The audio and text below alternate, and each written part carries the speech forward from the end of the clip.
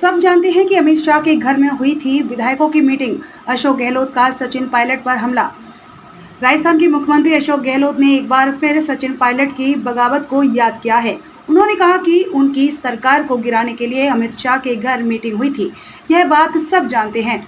उस मीटिंग में कुछ विधायक भी गए थे। गहलोत ने यह भी बताया कि अमित शाह के घर उस समय धर्मेंद्र प्रधान और जफर इस्लाम भी मौजूद थे। सचिन पायलट का नाम लिए बगैर गहलोत ने कहा, अमित शाह हमारे विधायकों को मिठाई खिला रहे थे, थोड़ा इंतजार करने के लिए कह रहे थे। आखिर में सच्चाई की विजय हुई, हमारी सरकार बच गई। हम कैसे भूल सकते हैं? सरकार बचाने वाले विधायकों को, 102 विधायकों को कैसे भूल सकता हूं? मैं कहीं रहूं या नहीं रहूं, यह अलग बात है। मैं विधायकों का अभिभावक हूं। आज 2-4 विधायक मेरे खिलाफ कमेंट भी कर देते हैं तो मैं बुरा नहीं मानता हूं। सीएम गहलोत ने कहा कि विधायकों को 10-10 करोड़ रुपए मिल रहे थे। होटल से बाहर जाने पर ही 10 करोड़ का ऑफर था।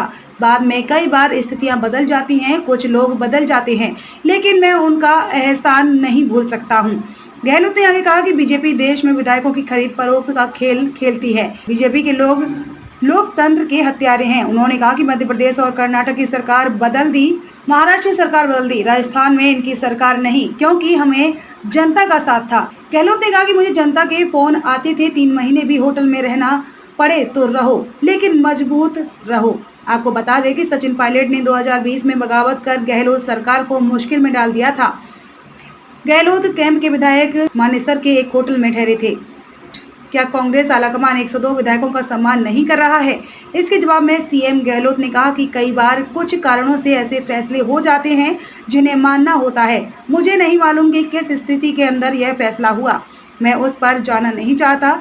मैं किसी को दोष नहीं देता। सीएम ने कहा कि जब सीएम जानने लगता है, बदल दिए जाते हैं।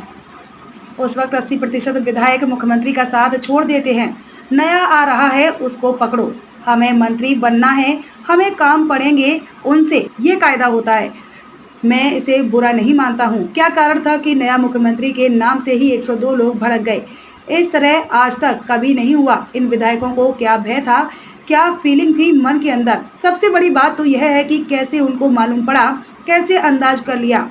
मैं नहीं कर पाया, वो कर पाए। विधायकों की भड़कने की नौबत क्यों आई?